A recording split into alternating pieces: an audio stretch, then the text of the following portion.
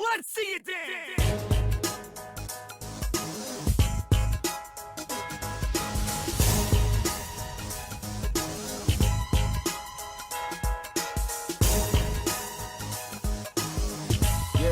Yeah. Chemical catalyst rattling, never hazardous. Subdued by all my memories, but never been a pacifist. So quick to put up the fist. It's hard to resist, but I just might lose control. So shoot, and I never do miss. I gotta take risk if I wanna have it all. So let go of the poison, the venom. I'm sending.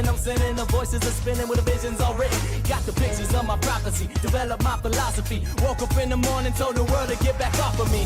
Yeah, and still the nightmares creeping up at night.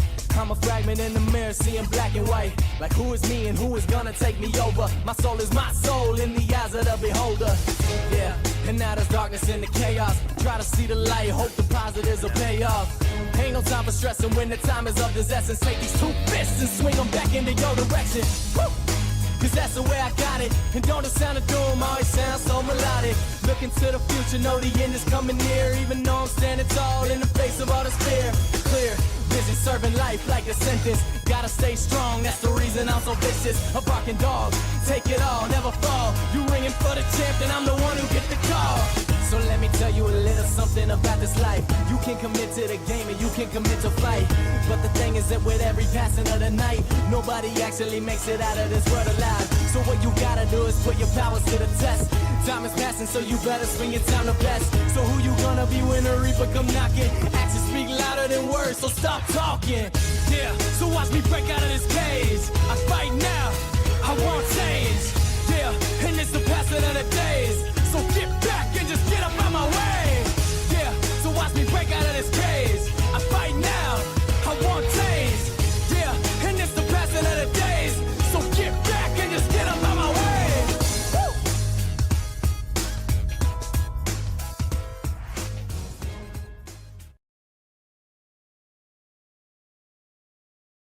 Good evening, everyone, and welcome to the Georgia Street Fighter 5 Scene Community Podcast Discussion Group.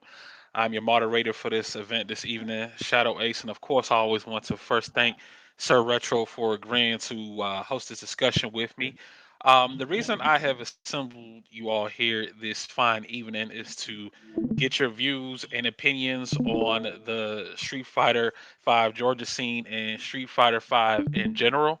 The game has been out for about 7 years by now, and that's quite a long time before the next installment drops. Supposedly, Street Fighter 6 sometimes next year, but we'll see how that goes. I know each of you may hold different views towards the game, the community in general, and this is just an outlet, an opportunity to express yourself in a constructive manner, and just tell the world how you feel, man, and just tell the world how you are out there. But first, let's start off by introducing our panel for this evening. I'll go first.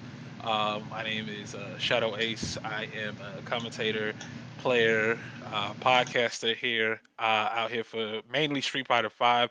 Been dabbling into other games. Been trying to get right and get ready for KOF to compete at KIT. So I've been kind of grinding that a little bit more lately.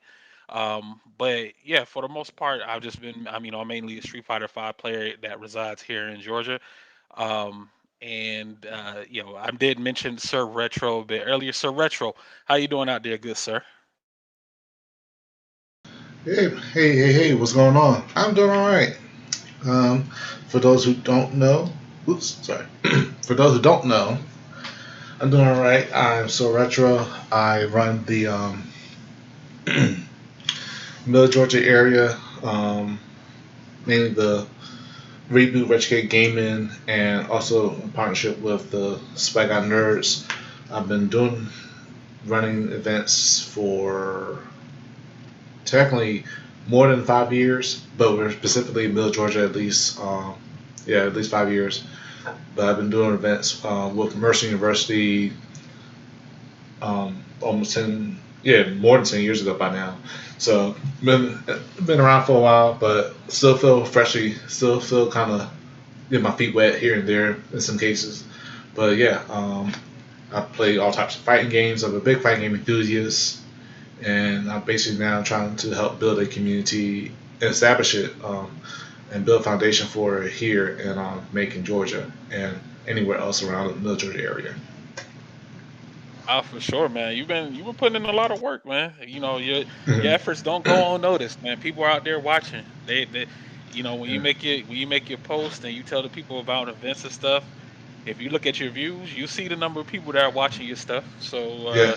yeah, they out there. They may not react to it, and that's fine. That's fine. But you know that you got your eyes out there on your events, so you're definitely doing some good work out there, man. And Appreciate it. the more grinding you can commit to it, the more people are gonna be like, "Yo, man, I'm coming into Georgia. Yo, let me, and I'm near Macon, so let me check out this event that's going down in Macon." So big shout outs to you, man, for doing the damn thing down there for that particular scene. But yeah, I did mention that we do have some guests here today. Through via social media posts, I said that we had some special guests for episode 10. And I also did say that episode 10 was going to be a season finale, but you know what I'm saying? Things happen, man. Things happen and the timeline can get changed at any time. So we got a few more. Actually, we got a few more stops here in Georgia before we actually try to reach out to other state community scenes. And again, I want to try to get as many Georgia players on this as possible. I got to make sure everybody eats. So I'm going to try to again reach out to as many Georgia players here to try to get them on this podcast and talk to them and just let the world know what time it is, man. And one of the players, we got two guests today. One of the players, I guess I'll introduce this player first. It was name is Big Boss DP. We did mention the Make It Georgia scene, and Big Boss DP is one of the heralds that is down there, are part of the Making FGC community. Big Boss DP, how you doing? Oh yeah, hey everybody, how y'all doing? I'm doing great. How about yourselves? Oh man, can't complain, man. It's a beautiful Sunday evening. Just had some chicken fajitas for dinner, man. I'm just sitting back, chilling, and just doing this podcast, talking to you, man. Talk to the good Hey. people out there. But I just actually got back from my parents' house eating some barbecue, so I'm come to the door, come do the podcast. But a quick thing about me, for everybody out there, if y'all don't know, I'll repeat what ShadowAce said. My name is Big Boss DP. I'm actually work with Kirk as one of the TOs, helping run the tournaments down here in Macon. I first met Kirk about 5, 6 years ago when I used to run tournaments out of a place called Primetime Gaming, and I met him down actually at Reboot. Actually, when they first kind of opened up, I met him there, and then we just started working together, getting everything coming down here. As Kirk calls himself the mayor of Macon, and he certainly is the mayor of Macon when it comes to not just fighting games, but video games in general. He's super well respected down here. But for as far as quick little background, me, I mainly play fighter. I do play Tekken as well, and Guilty Gear. So those are my three main games. I just can't, of course, CEO happened a couple months back. I was down there, saw you down there, you know, doing the thing, trying to do a little something here and there. I finished 97th, but could have been better in my eyes a little bit. But hey, it is what it is. But yeah, like I've been playing Street Fighter since I was like 3, 4 years old. So, and I've been in the FGC since 2014. So I'm still kind of a little baby when it comes to the FGC stuff and tournaments. So, but I'm learning, I'm growing. I'm gonna get there. Gonna be making out of pools, make these top eights soon. But it is what it Okay, is. okay. Love to see it, man. And you said 2014, and about a few years, you're gonna be a veteran, man. Man, You gonna be one of the old heads, man. You I about to was be the new I was class. just at Georgia State and I was playing a line with friends. It was like, "Hey, Carter, are you going to final round 17?" I was like, "What the heck is round 17?" I go thinking, "Oh, I beat people online all the time. No problem." Yeah, let's just say your boy got humbled and humbled hard. I didn't even stay around. I left and went back to my dorm broken, Hmm. beaten, scarred. But then I decided to go back the next day, play Street Fighter and Blaze Blue. And I said, okay, I love the thrill of this because I love competition as a football player in high school, doing this and that. I love competition. I love to get better. So after that first tournament, final round, I was like, yo, I got to do this. I got to play. I got to get better. I love it. Even though I went 0-2 and did not win around and got perfect here and there, I was like, yeah, I love this feeling of competition in the atmosphere. I got to get a part of this. I want a piece of cake. And that's you one of the main factors are there, man. The players that keep the wheel turning in the scene, man, because it's easy to quit something, when you haven't really tried. So Mhm. it's the fact that you still going. That's a testament to your character and the strength of your growth, man. So big shout outs to Big Boss DP. But we got another guest too as well in the background with us today, going by the name of MonstaKakarot. Yo, Kakarot. My guy, what is going on, man? How you doing out there? What up? I'm good. Got to do a little brief introduction. I live in the Atlanta area. Been playing Street Fighter since about '92. Long time. Oh, 92? But way back at '92. 92? My, Three Hold years on, old. bro. yes, Hold on. I was 3 Hold years on. old. Monster Kakarot. Monster Kakarot got some years on him, man. Hold on. You don't found the Fountain of Youth? Yo, what's going on? Bruh. Hold on. Talk to yo, 92? Oh, I need a story. I gotta have a story. Yo, talk to Street me. Fighter. Yo, what's the story behind that, Kakarot? What's up, man? Street Fighter came out in '87, I think, the first one. Mm, Yes. Then Street Fighter 2 dropped. Super Nintendo was like the best system on earth. Probably still is, to be honest. And hmm yeah, my dad was a competitive gamer too, so we just used to play games all the time and talk junk. Nice.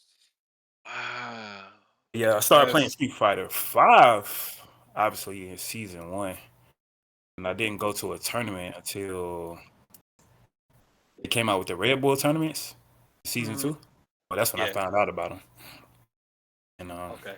That was your that's- first time actually like competing in and, tournaments. and fighting games, yeah, because I played, used to play Fight Night, NBA 2K, because I play basketball. I used to play NBA 2K, and I used to play Madden. I was ranked like top 20 in Madden. And Nice. I played in a lot of tournaments in that. Oh man, that's what's up, man. I will say that for me, my FGC experience is not as long range as Kakarot's is, because when Street Fighter 4 came out, I was so blind to the fighting game scene in general. I didn't know there was a Street Fighter 3. That's how bad it was for me, yo. I was like, when Street Fighter 4 came out, when I first heard about it and saw the commercials and all that stuff, I said, "Yo, when did 3 come out? It was a Street Fighter 3." Yo, don't shame me, Chad. I'm sorry. Yeah. I'm sorry. Yo. No, they didn't market 3. They didn't market 3 that much, and it almost flopped. So that's what happened. Yeah, I say, Uh, if I remember, it was 3 was like pretty much technically a big failure. Yeah. Yeah, I first played Street Fighter. I found out about Street Fighter 3, well, mainly Third Strike, because I didn't even know there was like 2 other threes. But I found out hmm about like when I had a PlayStation 2, and they had the collectors with Street Fighter 2 and Street Fighter 3, and they had the movie on there, the Yep. animated. I still And have, that mhm. I still got that The copy. anniversary collection. Yeah. Yeah, yeah. but I never played fighting games until I got like I've always, since I was a little kid. I said my first back in Oh, yeah. '93, I was 3 years. '92, I was 3 years old. But I dib and dab in Street Fighter because I could beat my brothers and sisters and their friends in Street Fighter somehow at an early age, somehow, some It way. But it had like Street Fighter I, movie fighting game. mhm.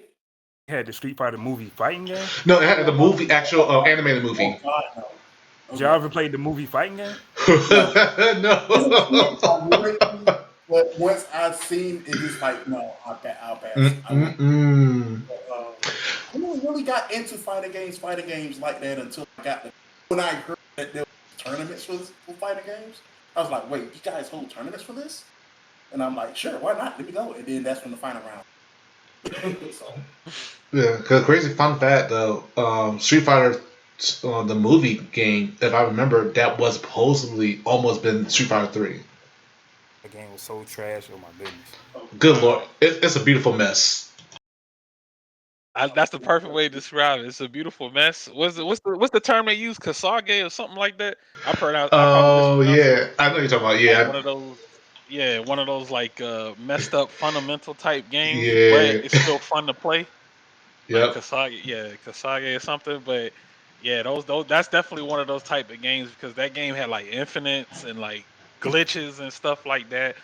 Out out the ass. So it was a fun mess. It was perfectly how you described it. It was a beautiful mess. So yeah, man, that's definitely what's up, man. So first of all, I want to go ahead and thank you guys for taking your time out on your Sunday to join us in for this podcast.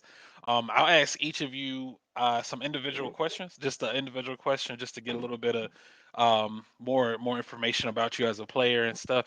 And before we dive into our panel and a couple of topics that we want to cover here for the FGC Street Fighter Five FGC scene in Georgia here.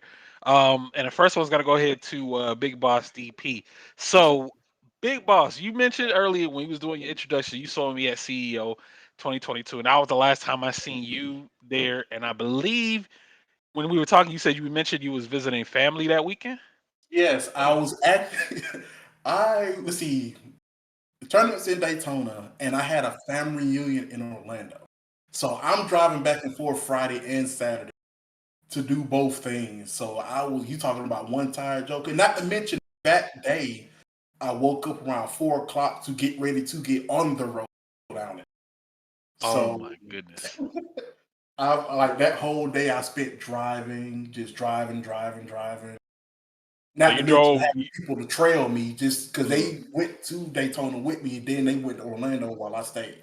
So drove straight to Daytona, chilled, got some matches in, then competed. Then after I competed, not to mention going back to Orlando, it was usually maybe a 45, maybe an hour. Mm. It took like 2.5 hours because somehow, some way, when it rained, everybody likes to do 20 miles an hour on the interstate, maybe below.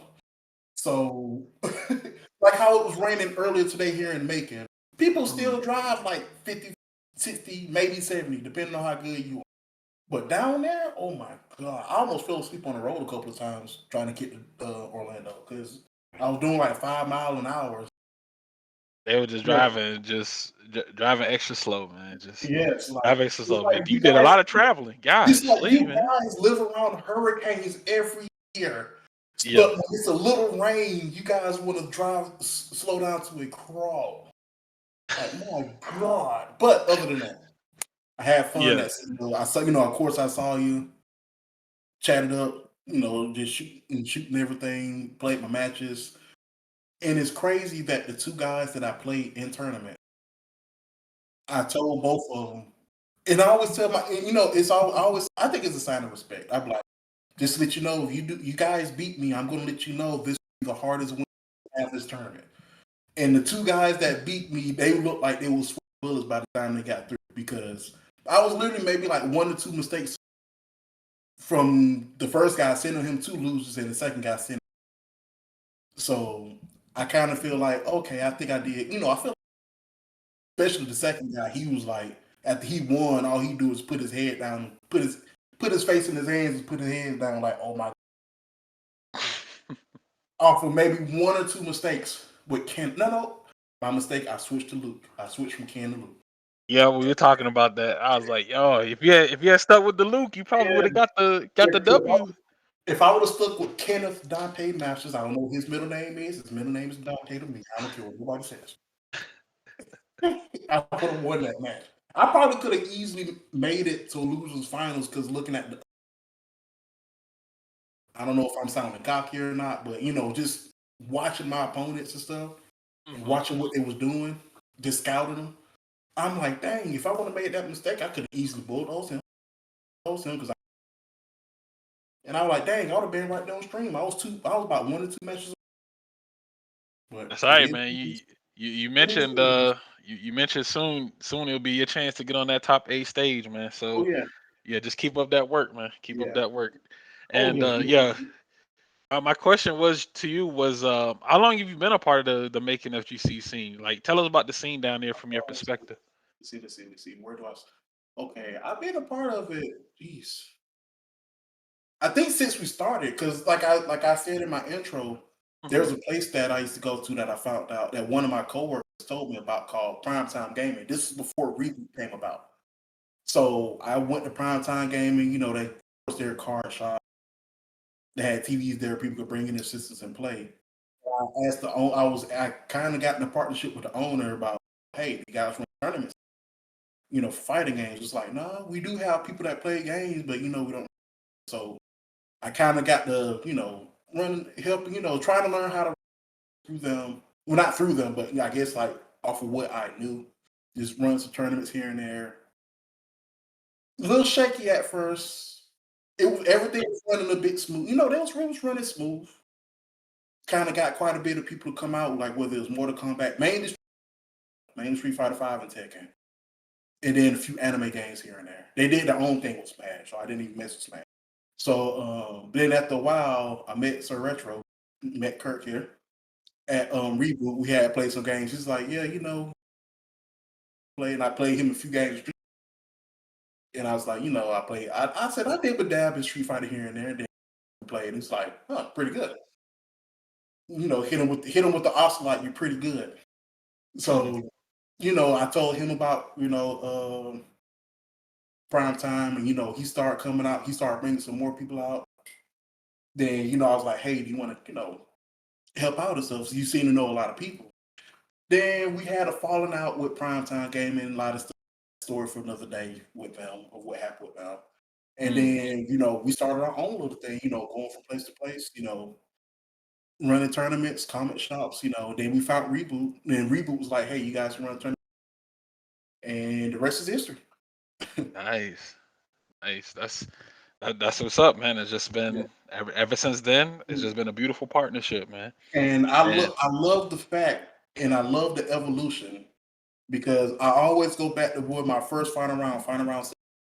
I was by myself, like legit by myself. I didn't know anybody, didn't talk with nobody, didn't know who was who and who was what. Even like Justin Wong, well, I actually knew Justin because I actually watched the tournament. But like other people, like Ryan Hart could have walked past me. I didn't know who he was. Oh, okay, cool, great. Literally just like that, my first final round. But as every major tournament progressed, that's literally the only tournament I went to because, Atlanta, 65, 70 miles away from us. Mm-hmm.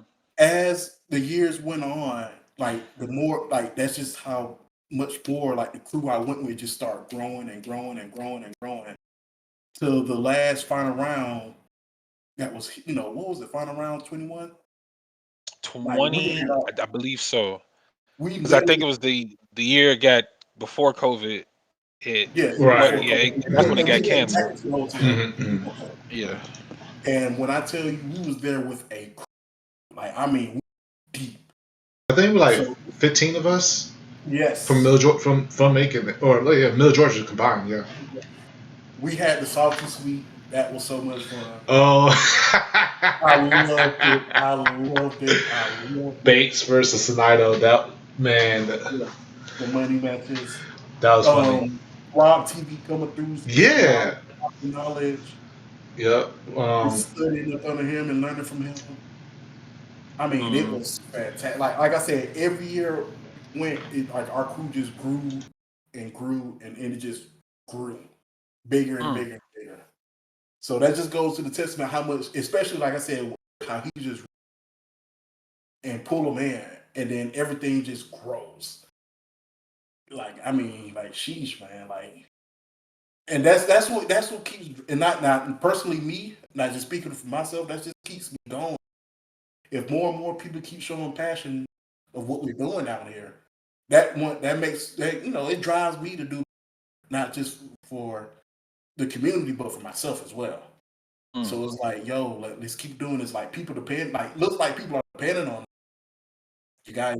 Yeah, I mean, you guys are community leaders now, so it's like people are going to look towards you to, if they got any questions, they're going to come to you guys, and just go from there. So you guys are community leaders in the making FGC scene. So man, big shout outs to you guys for doing the damn thing, man. But yo Kakarot, let me talk to you real quick, Kakarot. Get a question to you. So Kakarot, last time I saw you was at the Persuado gathering that was hosted by KB.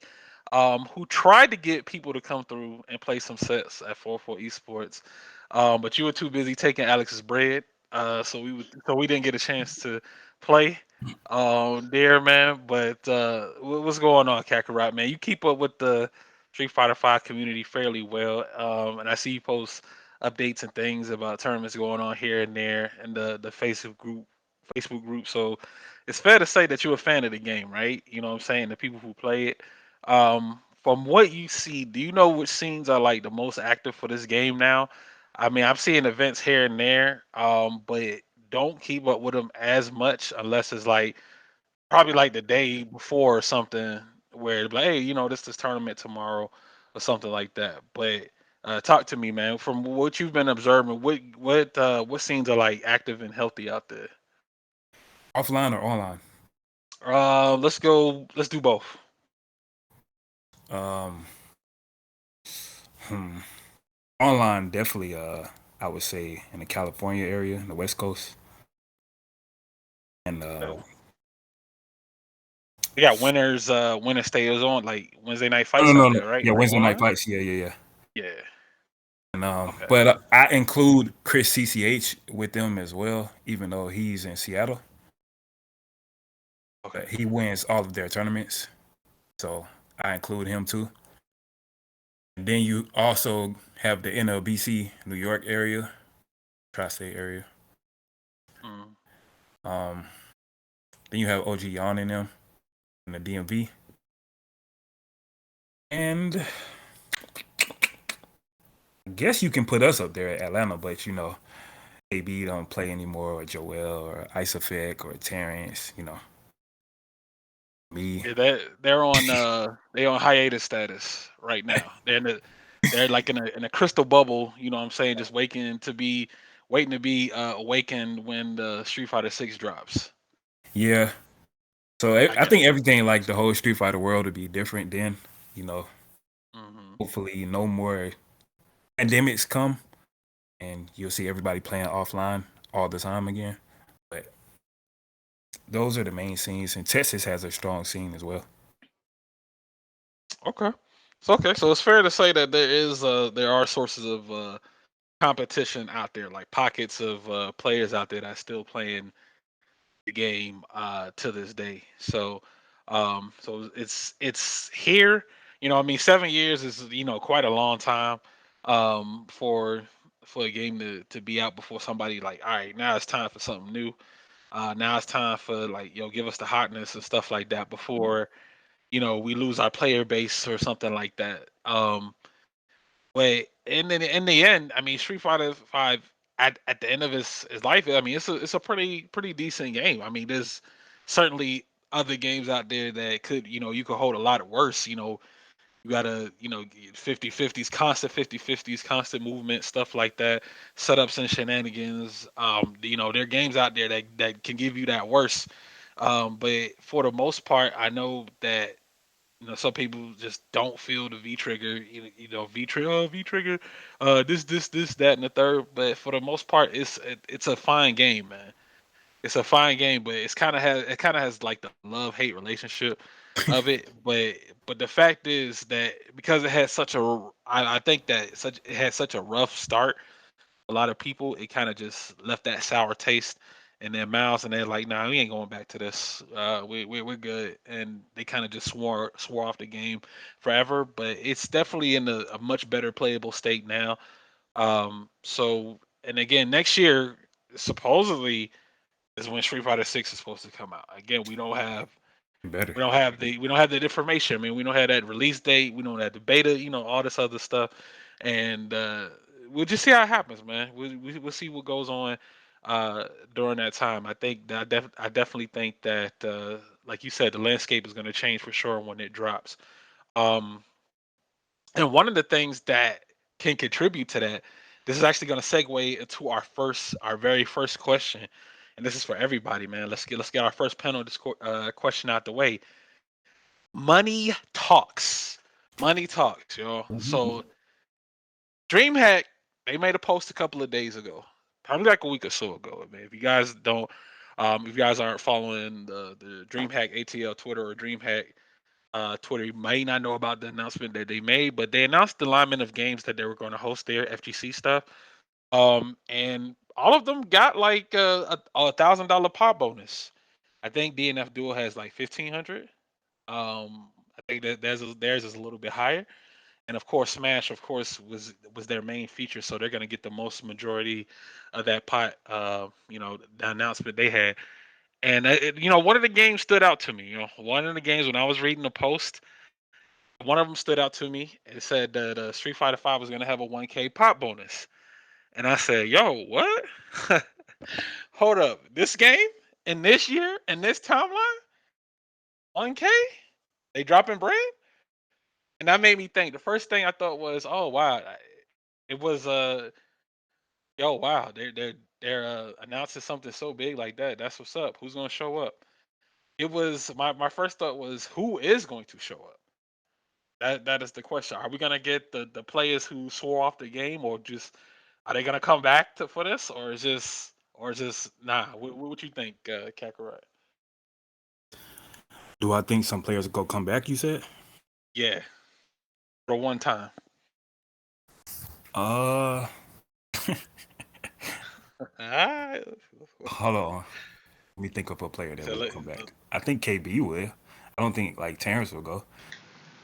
think And think think KB's gonna pull up? Okay.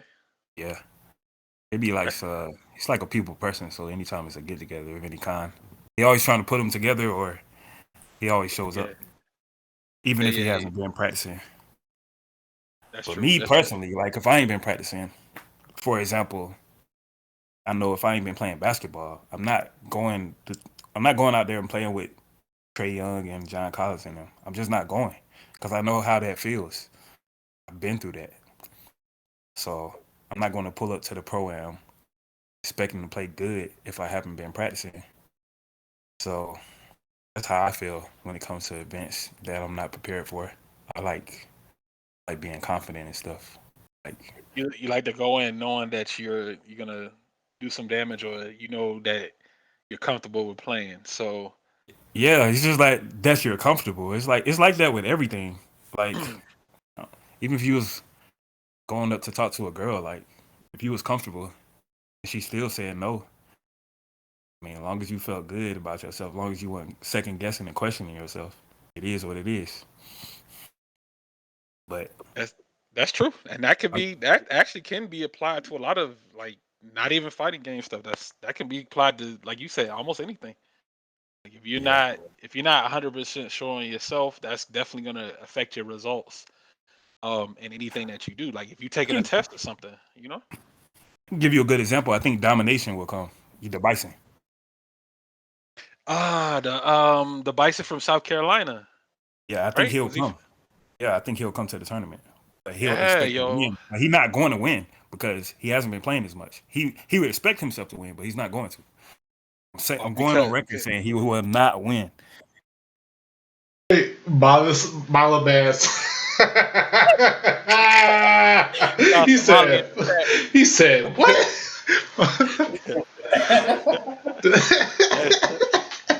If you see Chris, I see you. What's going on, man?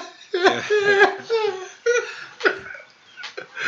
Well, there's your that's true. response. You gotta get to know you. You get to know your true self when you're in the heat of the battle. So that basically means he's basically saying, Kakarot, run the set, man. You just don't know. You know what I'm saying? In the heat of the battle, that's when you know you ready or not. That's what it sounds like Milo's saying to me, man. But Oh, I can't see what he chat.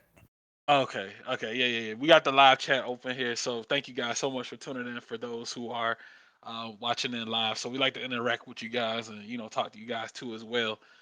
In addition to the conversation that's going on here, um, but yeah, Big Boss, yo, how do you like what do you think about that? Like, how would you expect the turnout to be much greater now that DreamHack is throwing out this 1K bonus just for tournament?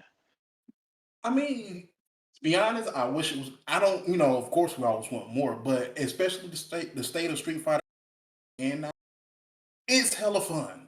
It's a fun game now, but of course, you have those people that haven't been playing it for a long. I mean, I would show up just because, just to test myself. Of course, any tournament I enter and I want to win, but I'll go, but unfortunately, that's the sort of thing. But I'd say go if I was those players that haven't been out in a long time. If you have the day off, go interact with some people you ain't seen in a long time, get some games. Mm-hmm. Like what I love to do is, or what I've experienced, if I haven't played the games back, some of my bad habits are gone. So if any of those players do have bad habits, they might be just go for it, just do it. But for DreamHack, for that type of money, heck yeah, I'll go shoot yeah. Especially in And that type that, of environment. And that even mm, though Street Fighter won't be the only game I enter in, but just to play Street Fighter for that type of money, or just any big type, any money like that, I'm there. If I'm able, I'm there. yeah, I mean, you could expect to see people play, like you said, you expect to see players that you just haven't seen in a while, come out to compete, even if they may be a little extra rusty Yeah, or just haven't been playing the game in general, just to see the people. And like MonstaKakarot said, KB being one of the more social, social spectrum type of guys, he maybe just going mhm, there, to killing two birds with one stone. He gets to socialize. He gets to see people he hasn't seen in a while. Gets to network too as well, because it's also a networking event as well. yes, Outside of just FGC stuff, they got a lot of like IT different programs and booths out there at DreamHack outside of just gaming yeah, too as well. So it's a good place to go to network with different companies and businesses, and yeah, especially if you got your own brand out there. That's one way to try to promote your brand as well. mhm, most So definitely. it's yeah, so really it's a really good event outside of just fighting games. So I think that is a perfect example of you utilizing the full resources of your event and your talent. You get to play games, chit chat with this, that, and this person and that person, and then you get to do some networking on the side too as well. That's what's up. I, I always say, no matter how big or small the tournament is, you go not only just for the experience, but to also build your brand. Whatever brand you have attached to you or you're building up, you can spread the word of you yourself. Hmm. So, go for it, shoot for it. Hey, I might not have won. I did have an impressive showing, but this is what I do. Have another Hmm. tournament or have me come through, or you want to come and fight me, this and that. This is where I would be. This is what I do. If you want to come through, then by all means. Just like how we come to Atlanta all the time. Hey, guys want to compete with us? We got some stuff down here. Come through. And I Boom. just thought, and I just thought about it. I just thought about it because you can use that as well as, like, if you passing out, like, you got business cards or something, you passing them out to different vendors and stuff like that. Remember, we talked about this previously in the previous episode, SirRetro, as we were saying, how can we get Correct. more money into the pot for these tournaments, right? Mm-hmm. That's one of the perfect ways to segue into it, networking, right? Look at Mm-hmm. this company. Hey, I play fighting games. Introduce yourself. You got to make sure, of course, you got to make sure you're marketable and presentable, and you got a good formula put together. You can introduce yourself to these companies and say, hey man, look, I run this particular tournament for my scene. I play this game, this, that, and the third. Hey, let's talk, let's network. And now that I remember, there was an event where I don't know if it was I don't know if it was a previous DreamHack or it was some event that someone went to and talked to like a Red Bull representative. And guess what? The Red Bull representative, they checked them out. They said, "Yo, you good?" And at that next event, they had cases of Red Bull for everybody.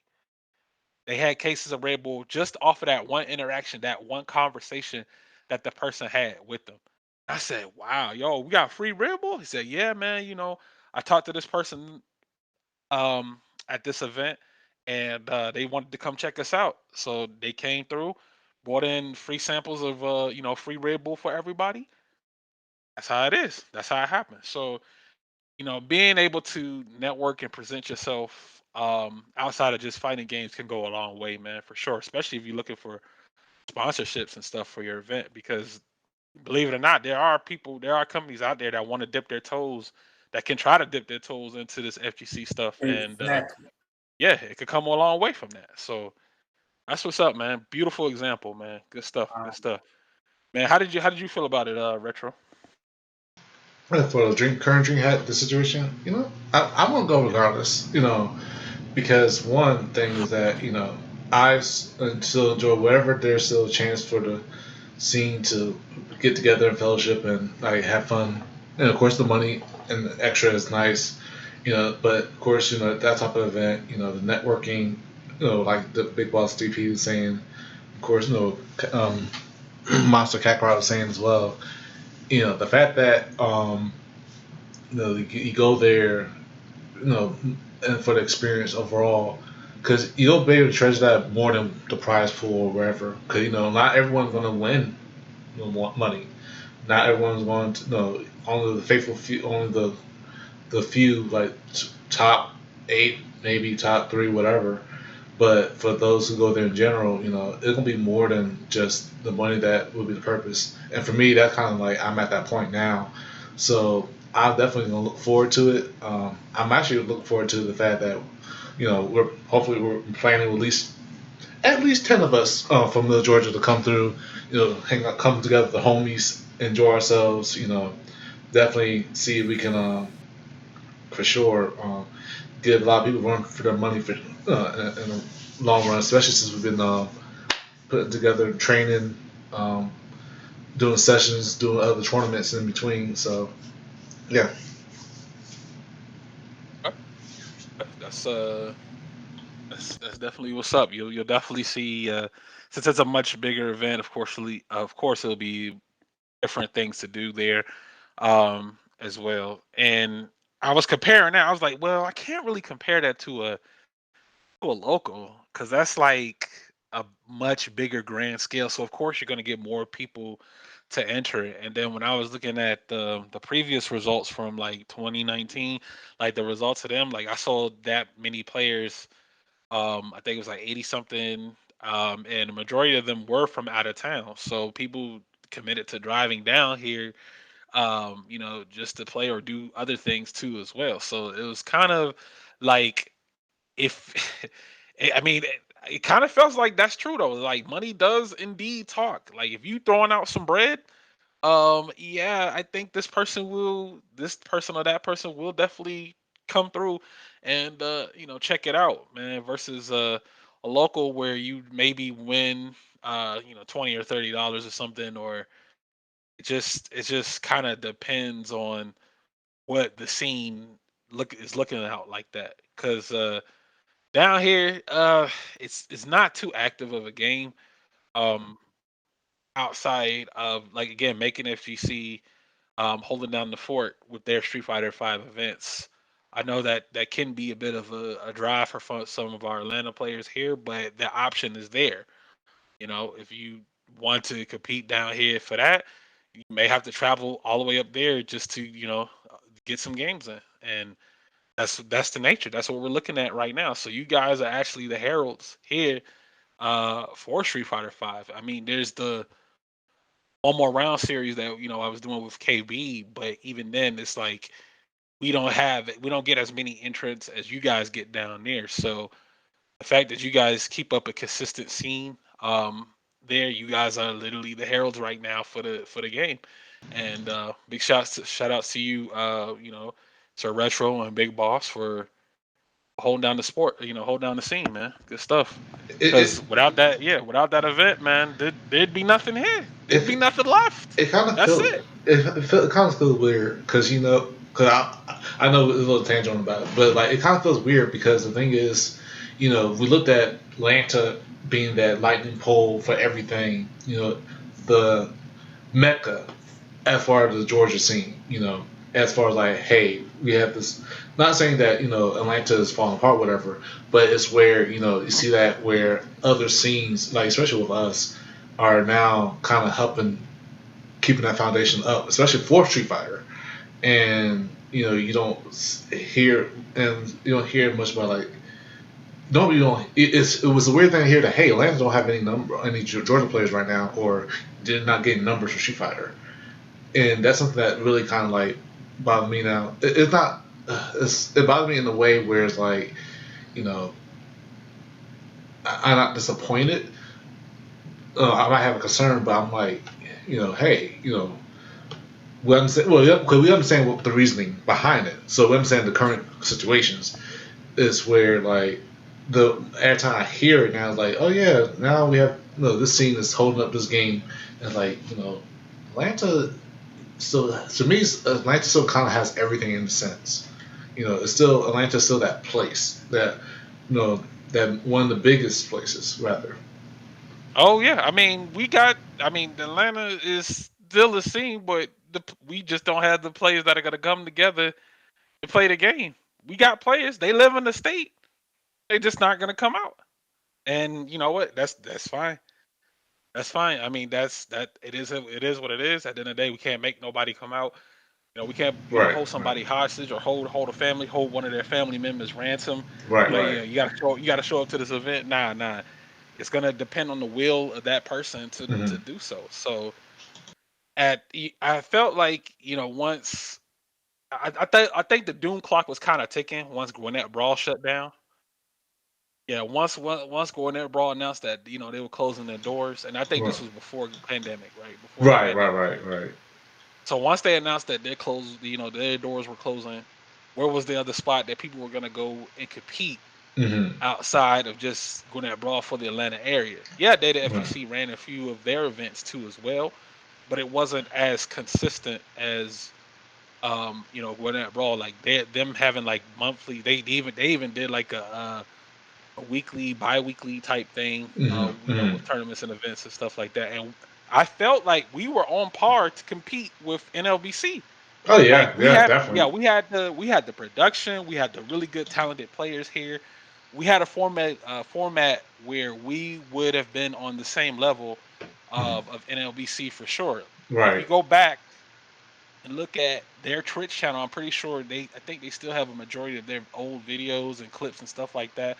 There were Hmm. some really hype moments, Oh yeah. right? No. There was some really hype moments, man. And through networking and stuff like that, we had a Mhm. lot of good, strong players from out of state come down and come through to go net brawl. So a lot of people were talking about the place to go there to compete for Street Fighter Five. Right, right. But when the doors closed, that was it.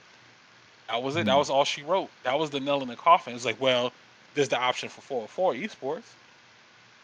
Yeah. That's a gray zone. That's a gray zone. That's when it becomes a gray zone because I, it's man, I don't know, man. Shout outs to Greg, man. He deals with a lot, man. Ooh, Lord. Yes. Yeah, he deals with a lot. He Major goes respect to through, him. yeah, major respect to him.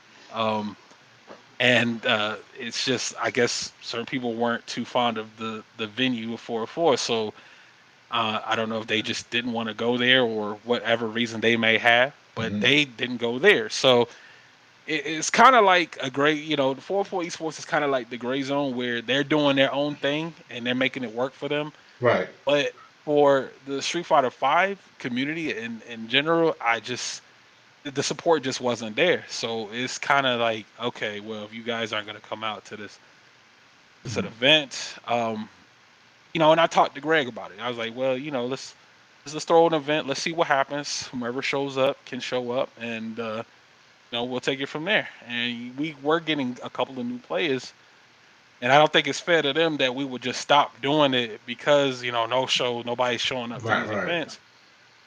I'm just thinking in my mind, yo, these players need somewhere to go. So it's like Hmm.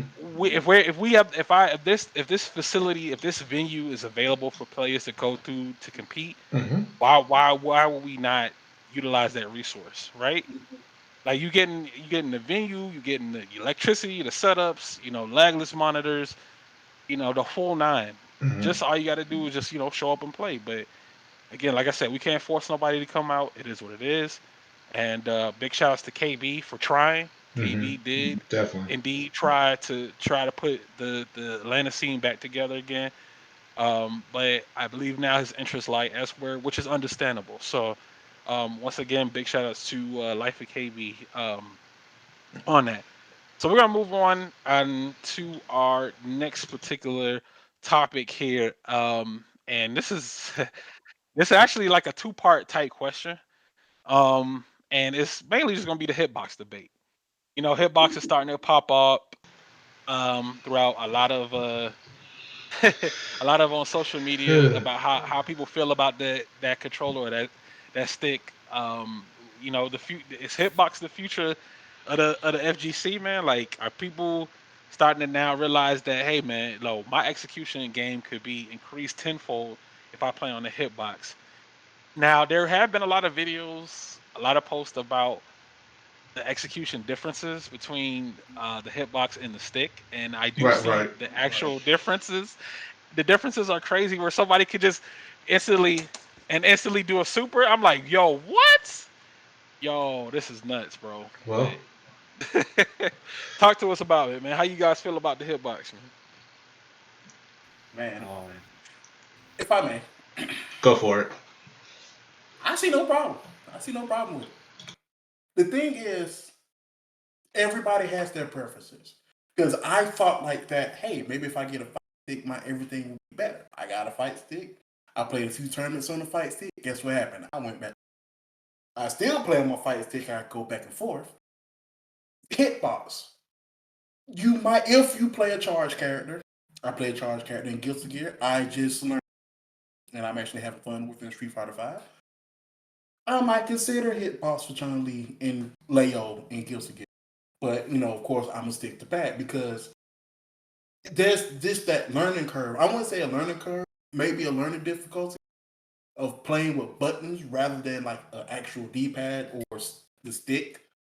It takes a minute to get used to. Just like any old whatever you like to play with, whether it's a Guitar Hero controller I've seen people play with, a fight stick made out of shoe boxes, or a Yep. PlayStation 1 controller, or just anything.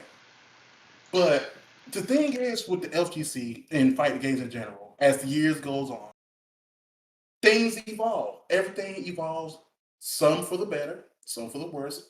Recently, the better when it comes to rollback games, or just everything you see nowadays. I say it's for the better. Now, if you I see the hitbox stuff just like how I see Cammy in Street Fighter V. You see a lot of them. Well, you might not see a lot of hits, but in the words, in the analogy of when she was 3, but did she win a lot of tournaments? Is the question. No. So you see people with hitboxes now. You see Daigo. Of course, they have charge characters here and there, but unfortunately, they didn't win that Evo item as a pack. Send them home. So, like I said, Hitbox did win Evo. Hitbox won Evo. Evo. Huh? Said Hitbox did win Evo. Hitbox won Evo. Well, I take that back. I apologize. Thanks for crediting me. But You good? But still, like, it's just a preference. And then like the stuff with everybody's talking about with Hitbox and Street Fighter, I got these advantages. Hell.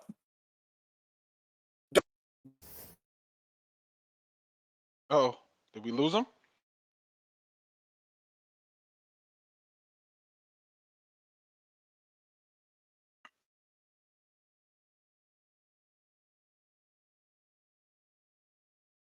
Yeah, tell him like exit out and then come back in.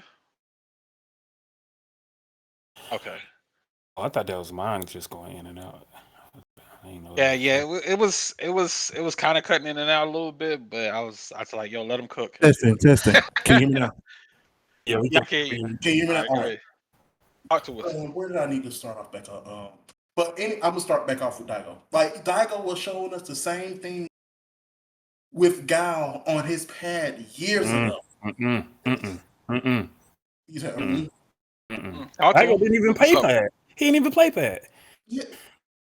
No, not pad. Well, I think he showed it on the pad. It happened. Daigo also didn't play Gao either. With season 2 when Ryu turned. You can't compare. You can't compare Gao's charging to anything Ryu can do. Yeah, I'm trying to think. Somebody showed. I can't remember who it was, but it was the same way on pad, like how you should use your left stick and the pad, D-pad. Was it Knuckle to a Brian? Oh yeah. When people show that, they show their left hand on the D-pad and their right hand on the analog, which is unrealistic. Right on the analog and just use like your index finger. Like unrealistic. You talking about like claw style? Like they was It's, playing it's claw. unrealistic. Yeah, the claw style. Yeah. Okay, nah, that looks super uncomfortable. Yeah, I mean, Like, nah. they showed it can happen, but people ain't gonna play like that for real. But like, hey, this is in the game. If you can somehow do a ball, it means whatever. But it's just people just get mad that there's new ways to play. But that's just me. That's my opinion. People just mad. There's new. Some people are mad. Play games. So I don't if mind we and I don't care. if we use your point, it shows that it's the equivalent of having 3 hands, correct? Yeah, I know, right? But of course, people have two. So you can't really do that. But me personally, I think it's cool. Like people, if you want to play hitbox, that's cool. Tried my hands at a hitbox. It's not for me, but it's whatever. If you can learn how, cool, whatever, no problems. But it's just another way to play the game, and I see no problem with it. Just go out there, play your best of your ability. Some folks can't get past the fact. Some people, but go out there and play.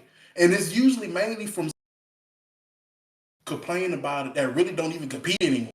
So it's like, why do you really care if you yourself personally don't compete anymore? Or go to tournaments to compete and complain about you don't play, you don't go here anymore. So why are you up in arms about it? But anywho, like I said, I have no problem with it. If I had a hitbox, actually, but I love pad. I'll play on pad.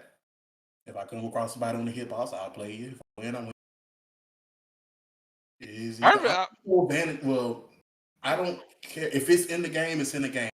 People say the game cheats, but if it's in the game, it's in the game legally. No glitches, but if it's in the game, it's in the game. V trigger. People hate V trigger, but V triggers, it's in the game. Use it to your advantage. You now remember that I don't know if you guys remember like when Hitbox first came out. Do you guys remember when tournaments was already talking about banning that? Like banning the Yeah. I do. banning Yeah, I hitbox from remember that. tournaments. Hitboxes Yeah. are officially banned and stuff like that. Mm-hmm. And then flash forward to today's timeline. Look what Hitbox is doing out here. Look what Hitbox is doing out here. Oh my god! I just looked at it. I was like, "Yo!" Now that I think about it, they did. The streets were not feeling Hitbox when it first came out. They was like, "Hold up," because people were posting up clips and like YouTube stuff, like what you could do with the Hitbox, like how fast you were able to get moves out and can do like cancels and stuff. Just on that, I was like, "Oh man!" And the difference was amazing versus somebody that's using like sticks. Yeah, it's much faster. It is Yeah. definitely much faster. And now here's the thing. You see people say, "Oh, it's a cheat box. It's a cheat." This, that, and the third. Like, are we going? Should tournaments do that? Should they just let it rock? Because hitbox people out here are cooking. Look at East Coast Throwdown. How many people in top 8 got hitboxes? 2 or 3? 4? 4 people playing on hitboxes in top 8 Kakarot? Yeah. Was it? It was Yeah. Yeah. it was like 4-2-2. I think that was the split. So, yeah, I mean, this is what is being dealt with now.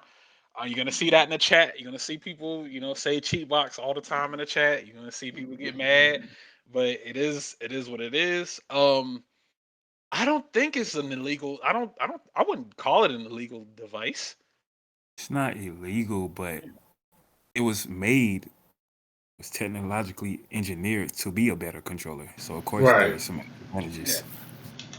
Like for example, Daigo will confirm back heavy punch into super as if like it's the easiest thing in the world. And he didn't do that when he played on stick. And I played against Daigo. He also said he can react to every overhead easily with a flash kick. He said he can flash kick later, which gives Gao more Oki, something you just can't do with any other controller. He can flash kick later, the last Oh possible my second. god. Yo.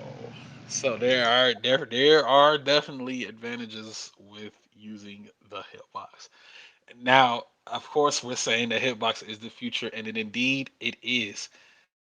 And I think the eyes won't get on hitbox until like you start to see, I guess, a top eight, just everybody having a hitbox or something. Then maybe I don't know. Then maybe then, but even still, I don't think tournaments should ban it. I don't think they should ban it. I I think I mean, think just yeah, it does. I mean, it does give a little oomph advantage. to your execution. I ain't gonna lie. Mhm. It I does mean, give a it little oomph. feels good and But like whew, now, but like I love it. I mean, I play it, but then we have to see how it is with Street Fighter. Will it be the same thing? Will it be the same way? Which I think it will kind of be with execution wise. Oh yeah, So, yeah. You think people? Yeah, people definitely gonna be able to like parry on instant reactions, and you know what I'm saying, react to using meter, especially since that game is seems to be like a meter heavy and type game. You're gonna mm, see people using a lot of confirms and combos and stuff, just making it 10 times easier with just using the hitbox. So the fact that people are gonna just like, because I guess they got I don't know what they call it, but like the little focus attack from, they kind of got that in there. What's that we're called talking again? about You got the focus attack from Street Fighter 4, it's not drop kind focus. of in it. It's like drop, not drop rush. Just dash attack. Um, it's drop impact. I think. drive. Drive impact. Yeah, yeah. Okay, so you're definitely gonna see people kind of plank moves into, and if their opponent presses a button, you eating it. You instantly eating the drive impact, bro. Instantly eating the drive impact, just because you are allowed to get that move out much faster than it was if you were using like score pad. So it is what it is. We just gotta deal with it until further notice, man. I think that's kind of how it boils down to. Is it fair? It is fair. It is fair. It's not, you're not doing macros. I mean, there's no real macros involved with using um a hitbox. We just ban pads, because think about it. We ban pads and sticks because pads got macros on them. 3 punches and 3 kicks are assigned to one button. So we're not banning those. Wait, you can do that with every controller. Yep. That's what I'm saying. Like, hitbox doesn't have no advantage where that would be the case. It's basically just like a keyboard typewriter type thing. And my point was, I was saying, like, there's no macros involved in it, so it's like, okay, it's fine. It's just your standard controller. And if people felt like that, then they would start banning. You can't use macros. And there was events where you couldn't have macros assigned to your controller. That's a Oh, story for really? another time. That's a story for another time. But yeah, that's what's up, man. Did you anybody else say anything before we move on to the next topic about hitbox? uh, I could just tell when people never played against Daigo before, and um, only thing, seriously though, you charging on your stick or whatever, it takes physical effort. But when you charging and just pressing a button, it's way different. It's way easier. It makes life way easier. It's the only thing. For sure. It's not. It's not cheating or anything. Hmm. Yeah. It It's like if just. I play basketball, right? And I put some soles in my shoes that make me jump 2 inches higher, but they also make me 2 inches taller. It's not cheating, but you Hmm. know, You're playing with optimal gear. There That's you the go. you're optimizing your loadout. Because you optimizing the Yeah. loadout. You can't play basketball in like rags and like shoes with holes. Shoes with holes in them and poor support for your feet. Because think about it, when you go for a dunk, when you land, guess what's gonna happen? Crunch. They go your knees. They go your knees. Your ankle's gonna start talking to you. So yeah, you gotta make sure your gear is optimized for your performance, man. Because again, you can't you play basket. You mentioned basketball. Basketball players don't go on the court with like poor supported shoes. Mm-mm. They gotta make sure they gotta make sure they got that arch support. They gotta make sure them shots are gonna go in. So they gotta have the Hmm. right gear on. Yeah, just like when Have I the right. played football, like I still remember my freshman and sophomore year, no glove. gloves, right? Come Junior Senior year, give me my gloves.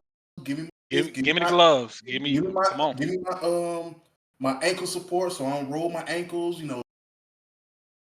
Mm-hmm. Cleats with some metal tips on the bottom of it. Give me the face mask with the bull. Give me a Give me that wrist. Give me the wrist tape. You know what I'm saying? Give me the arm brace. You know what I'm saying? The arm. Make sure I'm good, yo. Make sure I'm good out here. And that's this. I guess that's what the same thing is going on for tournaments because nobody's winning the tournament with an Xbox 360 stick. So it's like nobody's winning the tournament with an Xbox 360. Y'all remember the small? Was it like the white? Like it was like a small white thing with the green lever, like the generic. I don't know if it was Mad Cats that made them, but it was like a generic stick Oh. that would constantly desync while you was playing. So yeah, so you got to make sure your gear is optimized, man. But I don't think Hitbox is cheating, man. I just think it's a more optimized version of control that you have as an option. So if you guys want to get that optimized version of control, get a Hitbox. Get a Hitbox.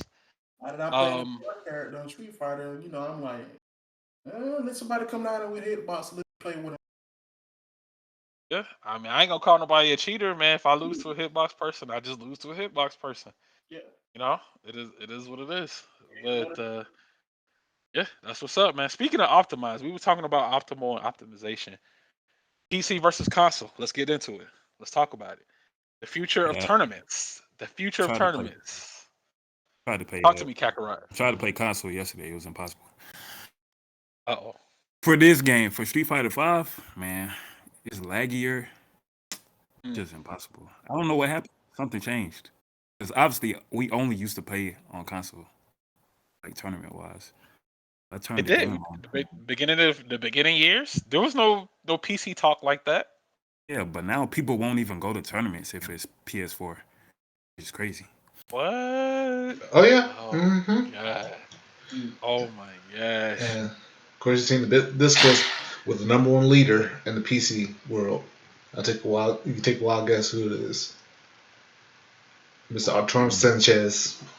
Of course. Patriarch. The man. Patriarch But no, of the PC movement. but shout out to him though. Like, So so shout out to him though, because he actually is like, it's the fact that he's not wrong about the concept of the best optimal platform to play games on, for sure. Like I said, I would say I speak actually for us, for some of our players, we now just started getting people on like BigBoss DP, Chambliss, LVD. We actually have players that have laptops now, gaming laptops, play on consoles on that now, play games on that, and they brought them out for some tournaments or sessions, and people were saying how much the difference it is. So, like, I definitely, yeah, because I definitely I understand that, but I'll let everyone else speak first for how they feel about it. I mean, you could. It's. There's definitely been like field test data that's been on social media about like inputs. You can see, people have posted the precise like frame data difference between playing Street Fighter Five on like not even an optimized piece optimized monitor that like a standard like a standard Toshiba monitor or something like that. Just a standard monitor, uh, old PS, not even PS Pro, not even a PS4 Pro, just a old original PS4 Pro, and they compared that to a PC with like optimized settings, 60 hertz refresh rate on the the monitors and just they just made the difference, and it was you could actually see the difference. And I'll give you an example. So like medium kick arrow has a 15 frame confirmed window. PSP is 17 frames. It has a larger confirmed window. So if you do that on there versus the PC, you just try doing that 5 times in a row and then get back to me. See how that feels. Because Street Fighter 5 has built-in lag. It has built-in lag, so it's You know, and then you got the whole thing with like V-Sync, you know, that affects screen tearing. You got graphic setting, you gotta make sure the graphic cards are up to date and on point. So the fact that, you know, Kakarot was like saying certain players won't play on PS4 anymore, I, I was like, yo, I feel like that's a bit extreme, but it's like, yo, they want to make sure. I guess they would just want to play on the best equipment possible for the No, game. But why did it take this long for people to act like this though? Like, what's going on? it's just the word had to spread. So now there's a tournament that recently, I think it was Defender North. It was PC only, and now First Attack is also PC only. Dang. And I'd imagine that logistics wise, just for having all of those PCs and stuff, and that's kind of a grip, man. That's kind of cost a grip because I think because you have to constantly unplug and plug your stick into the USB port on the laptops, and USB ports on laptops are pretty delicate. Not gonna lie, you can if you. But what Yeah, happened? Yeah, what happened is you got temp files. You know, the computer's gonna store some temp files on there from you plugging in your stick and stuff, and eventually, unless you clear the cache, it's gonna sit there. It's gonna sit there and keep stacking. So you might actually see a performance drop in the PC because it has to recognize all the devices that are plugged in, and when you plug it in, it has to like install drivers for whatever device you're plugging in. So it's hopefully people. I'm sure they're aware of that, but I'm just saying it kind of like when you're dealing with laptops, they're very sensitive because one part that goes wrong in a laptop can pretty much break the whole thing. It could like mess up the whole thing. Then you got the say the hard drive crash or something, the memory goes bad or something, and it's a lot. It's a lot to do. But PC only, PC only the future. I don't know, man. I don't know because with Street Fighter 6, I thought they would I honestly thought Street Fighter 6 would be PS5. Like next they would try to push it for next gen to be next gen only. I thought that was the way to go. I honestly did not want them to do a PS4 version for this. That way that could at least push for sales on the PS5. Well, Um speaking of, because with the price going up, but for PS5? yep. It's very fortunately it's not going up here in the U.S. But here in the United States, it's still going to be the same price. Hmm. That just makes you because when did PS4 come out? 2010? No, No, not 10. no, that's 2014, I think. Yeah, 2000. 2014. Yeah, Okay, and then you got Street Fighter 6 coming out for next year. And so with Street Fighter 6 coming out, that's another 4 to 5 years, 4 to 5, well, 5 to 7 years till something else comes out. So now you got this older console running Street Fighter 6. Now, what are TOs going to do as far as like trying to? I mean, is it still going to be PS4 the whole way?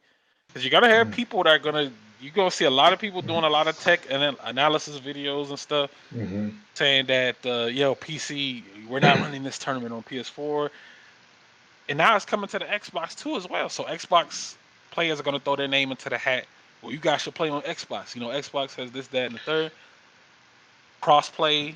You know, that's another thing too as well. So Right. it's a lot going on with this Well, game. But It's a lot going on. I thought about it too.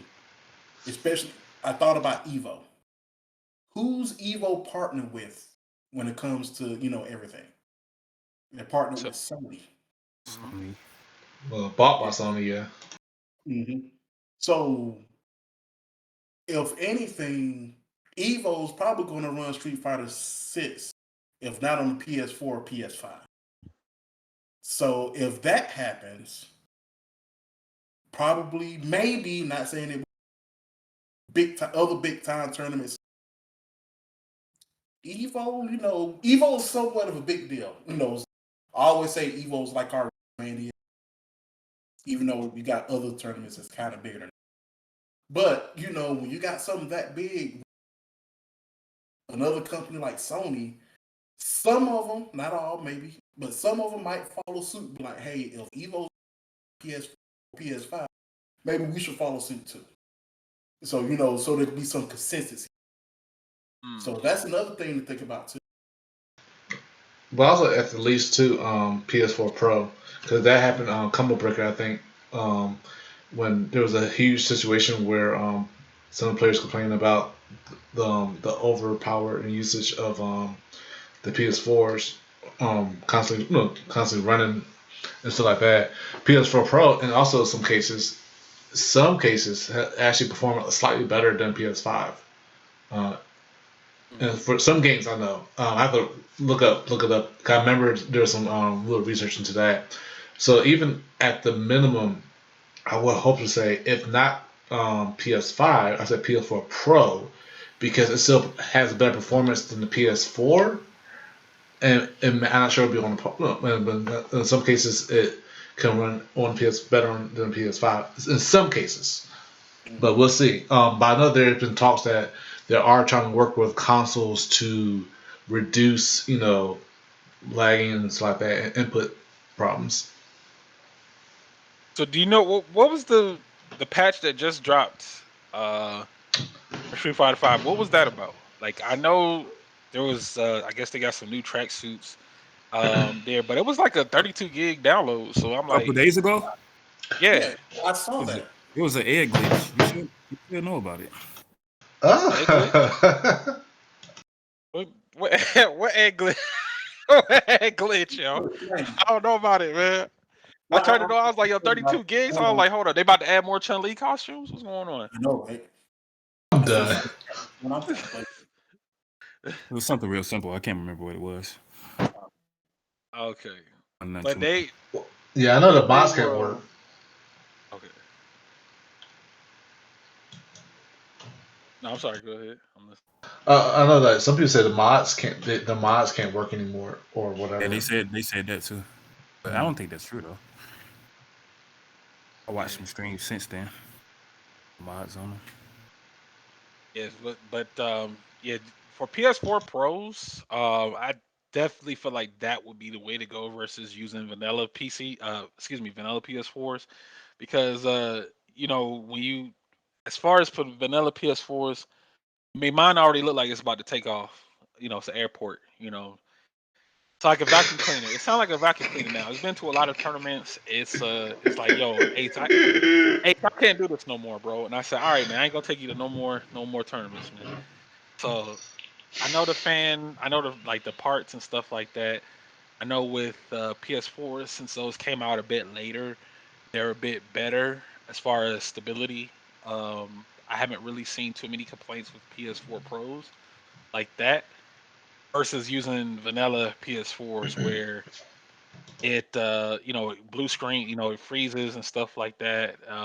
You can't sync up your controller. The Bluetooth doesn't work, so that made me think about how how people are going to do Street Fighter 6 tournaments and stuff like that, because they announced that it was going to be on PS4. So PS4 Pro is looking like that'll be like the more budget friendly options. But then again, now you got people that are pushing the PC narrative of running PC tournaments, PC only tournaments. Look at the Defender North. You said and Kakarot said First Attack. Puerto Rico, they're doing PC only. So what's going to end up happening is that they're other tournament TOs, businesses, they're going to be looking at these events to see and collect data on how everything is going to be ran. Because if you got people that are going like, yo, I don't want to play on PS4 no more, that makes me think, bro, well, what the hell was going on during the first few years of the game then? Like, That's what I hate. I'm like, why y'all complaining? We always play on this. yeah. yeah. Yeah, and I'm like, what did this this PC is, well, I know we already said Arturo. We already said Sabin. Arturo was pushing that pretty heavily, man. But I do agree with the monitor thing though. The monitor thing was definitely something that we had to take a look at for sure, because you can't you can't be too sure, man, with monitors. And shout outs to 645 with that broad, because he just made me. I just remember where he had a device that would detect lag input on monitors, and if you had a certain threshold, like if your the monitors wasn't up to par, he'll tell you, bro, we can't accept that setup. And I said, oh shit, that's what's up. Mm-hmm. That's what's up. And it's like he plugged in something to the monitor, and he like used some kind of light or something to flash it on the screen, and it just showed that it didn't meet the minimum requirement, so they couldn't take the setup. So I couldn't bring that. I couldn't bring the monitor no more to the tournament. So yeah, you definitely want to make sure that your equipment is very it's up to date, man. Like, what are some good brands out there for monitors? Asus, Acer, Acer, Aces. Yeah, I like 'Cause I those. think yeah, we got the BenQ. I think. Oh no, BenQ, yeah, the BenQ monitors. Zoe. Hmm. Yeah, I like those too. Yeah, so there's definitely some gaming equipment out there that Alienware. yep, Alienware too as well. They also, the laptops also. So that definitely does come into effect with gaming. It's just that I think now we're a bit more open to accepting the fact that people want to play on PC now because of all of this field research and data happening. And again, remember that challenge that I had posted earlier about seeing if people could do the test. That's how you could do it. If you could hit confirm the Cami crouching medium kick spiral arrow 5 times online in a match on like a generic monitor with like an old PS4 Pro, that's not possible, bro. I don't know who I don't know who could do that. But yeah, man, it's out there, man. It's out there. So yeah. So PC versus console was definitely a good discussion, man. I appreciate you guys thought on that. But before we move on, anyone else had anything add into that? In a perfect world, I would love for all the super major TOs to sit down and have a table. Hey, how can we? And then they all come to a conclusion of what everything should be played on, what should be legal, what should be. But that's in a perfect world. Mm. Okay. Okay. Mm-hmm. Well, that's just something that we'll just take note of, and we'll move on for this. So just a quick little like sidebar here. As far as just the question for you guys, Kakarot and Big Boss, if you could run or play in a tournament for any game of your choice, what would it be? Doesn't have to be FGC related. Hurt knows. The Riot fighting game. You said it don't have to be a fighting game, right? Yeah, it don't have to be a fight game. Hurt knows. SirRetro knows, and he really. Kurt, what's the one game, one tournament we always run here? Mario Kart. You know, Mario. I like the fact. Look, especially Mario Kart 60. I beat people so bad in Mario. I would go in backwards and shoot a finger. Oh dang, that's messed up, yo. No, Well, he looked at it in tournament. I will do that. I will pull the 180 and go in on the finish line in reverse. I will do that. He actually did that a month ago. And Dang, in the finals. bro, you talking about he did the reverse and the? Oh Yeah, my goodness. yeah. Oh my goodness. I've seen that with bombs and stuff, but Yeah, I am. Look. I'm not the best Street Fighter 5 or player or this and that, but I know for sure, for a fact, 110% fact, nobody, and I mean nobody, will ever beat me in Mario 4. And you put that on everything. He actually been undefeated for about 4 years, if I'm not mistaken. 4 or 5 Only years. He know all the shortcuts. No, What? not even the shortcuts. It just hold on, hold on. Which Mario Kart? 64. Wait a minute. So no, Good. wait. In races or battle? Races. Mm-hmm. Race. Nobody's beating. Hold on. Let me get this straight. Nobody on Earth on this planet is seeing Big Boss DP or Mario Kart 64. Is that correct? So far in Middle Georgia, because I literally ran all those tournaments he was in. And look, and the only time I don't win is if I don't show up because I have to work, and if I get bored and something comes up and I'm like, Hey, let's not pretend. that's the only time I do not win is if I gotta work. Let's not pretend where V triggers came from. Mario Kart. I'm the youngest of 4 kids. So I had a Nintendo 64 and I'm the youngest of 4. And I had to beat my siblings in something. This was back in when 1996. No, 98. Yeah, 96. No, 97. A game where it rewards the person who's losing. From 1998 till now, nobody can touch me in that game. Know your strategy. You Don't have to take no shortcuts. I will drift all over the place on you. Nope, 96. Know your strategy. Oh no, I got it in 97. Yeah. I got it in 97. Oh, okay. So from there to now, you can't touch me. You cannot touch me. In no way you that confident. Acknowledge me. Wow. When it comes to Mario Kart 64. It is. This is the challenge. You know what I'm saying? I mean, we do have there is a hidden boss that I could possibly call on to meet you on that challenge, yo. You say your name is Big Boss DP, but there's another boss out there. This was the hidden boss of the game. And okay. All right. I remember this. I remember that, yeah. I love the confidence. What'd you say, Kakarot? You said it was a riot? Riot fighting game. On top of that, Mario Kart 64 is like one of my absolute favorite games of all time. So for that to be like that to me, I love the game. I love to play it. I love to have fun. But that's just the game in the tournament. I just not. I think we all. There's no confident way to keep winning that game straight up. So exactly, it's RNG based. You know, it's like you could get a bad item that'll mess up the whole run.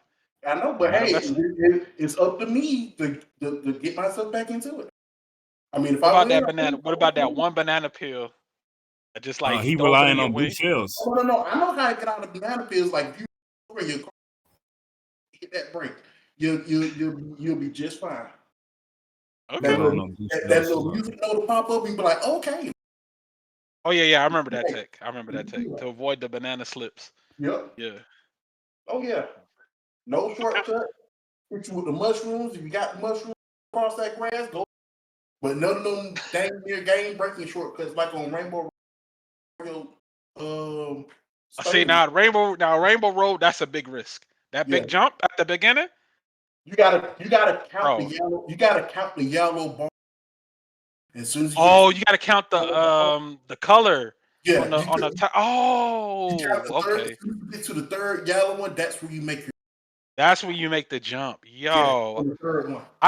I thought you had to be like before you hit the dip, before the incline, like before you go down the hill, then that's when you make the turn and then jump. And I didn't know you had to count the tiles. You got some tank. Okay. The third yellow, you have to jump off the third yellow, and then you'll be able to jump over, and then you go. Okay. All right. The bet. And then it's the most heartbreaking thing when you overshoot it. And you fly off the stage and like, you right back at the starting line. Yeah, you could try to go for it again, but if you miss again, then that's it. You gotta end the race, bro. That's it. And another game that I probably make, if not top 8, top 3 in, is Super Puzzle Fighter 2. Oh yeah, that's my. I got 4th place in that at CEO, so I was like, hey, I'll take it. I love that. That's a fun game. Super Puzzle Fighter. Did you get a medal for that? No. It was like kind of an on the spot. Okay. So people just like a lot of random people just signed up for the spot, and I got 5th. Fight Night really my best game though. Ooh, fight. You said you do a fight night tournament, Kakarot? That's really my favorite. I'm waiting for the esports boxing game. I don't know if y'all seen that, but it's crazy. I have to look it up. Yeah, that's Okay, bet that's what's up, man. I think mine would probably be I would want to do a Jet Set Radio future tournament. They got a versus mode in that, Ooh, yeah, yeah. so that would I would definitely be 100% on board with doing that. Thanks, That shit's Kurt. Huh? so you know what I'm saying. Kurt, what about you, man? I know you've been on some GoldenEye and some other retro classics. What about you? What tournament would you like to try to throw out there?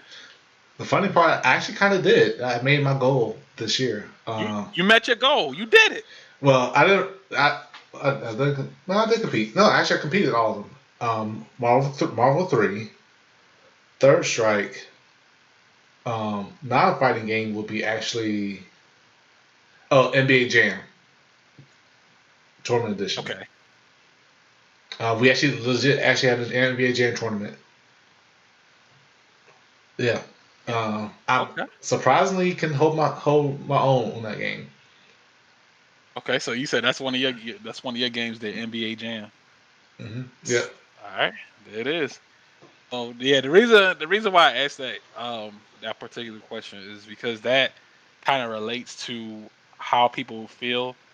That actually segue into my next question. So this was kind of like a psychology type thing, Hmm. because that kind of correlates into my next question. See, I always got a plan. All right.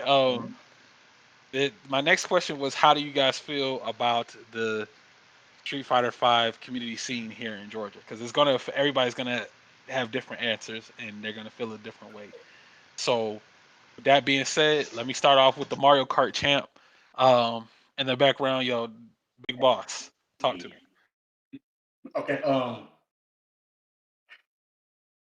I mean, I don't know much about this. I don't know a little bit about the Atlanta scene, a little bit here, but I always say things could be better. We could be close knit, but I will say we are kind of. If I think back to that one time, KB had that one training session that we came up 2 years ago. I think it was for final round 20. 20 it was for like final round 20 or 21. And he had that training session at his place, had Oh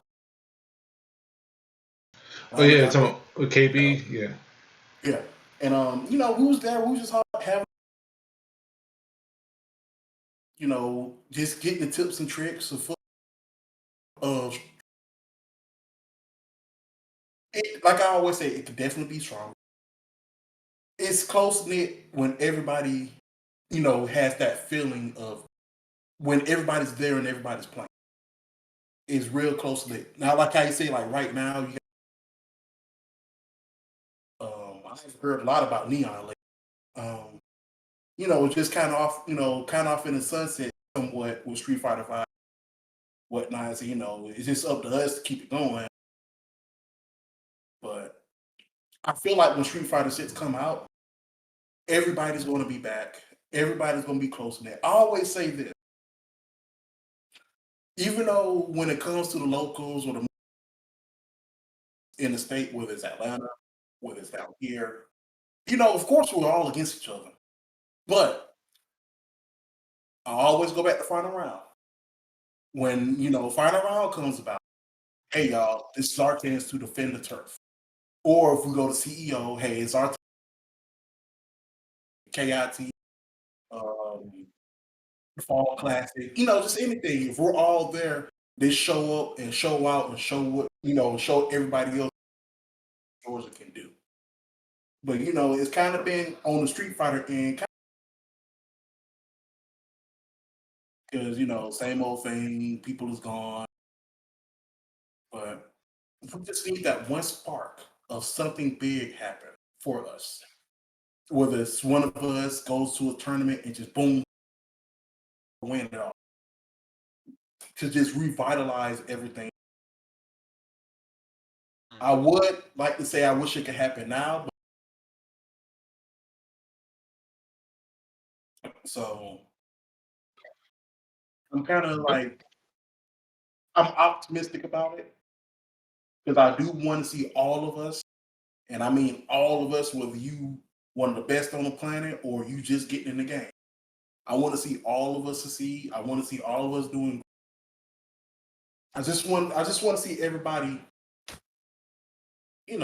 just successful in Street Fighter. But like we stated earlier, I always say the pandemic did kind of play a part. So everybody just like shut down and just said screw it. Well, not everybody, but some folks like shut down.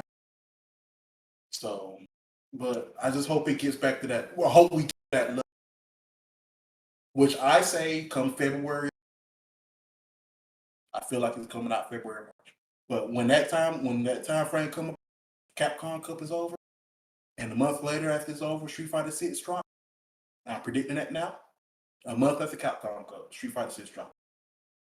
You said March? I would say February, March. A month. I say a month and a half, 2 months after Capcom Street Fighter 6 drop. So, Okay. well, hopefully by then everybody's back and we're building each other up when Street Fighter 6 hit the streets. I'll go to Evo Japan if that happens.